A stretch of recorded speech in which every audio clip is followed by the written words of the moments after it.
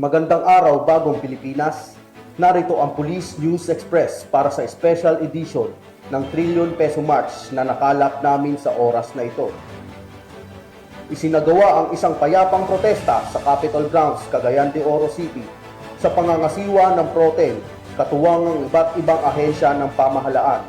Tampok sa programa ang panalangin, pagninilay at mapayapang pagkilos laban sa katiwalian.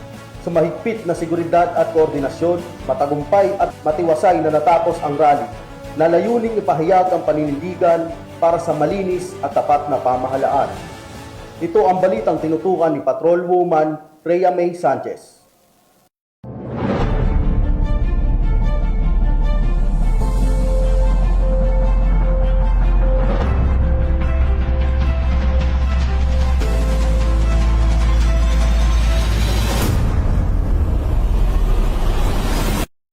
Bayapang protesta siniguro ng Police Regional Office 10 dito mismo sa Provincial Capital, Cagayan de Oro City.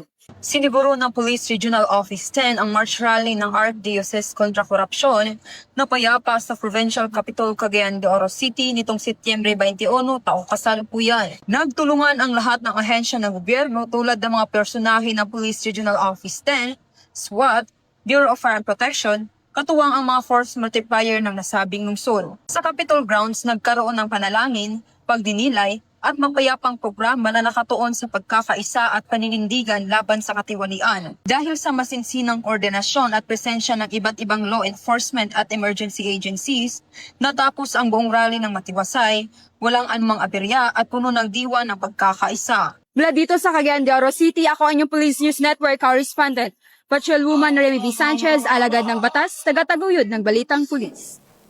Maraming salamat, Patrolwoman Sanchez. Para sa iba pang napapanahong balitang pampulisya, laging tumutok sa Police News Network, alagad ng batas, tagataguyod ng Balitang Pulis. Ako po si Patrolman Erickson Mayor, nagbabalita para sa Police News Express.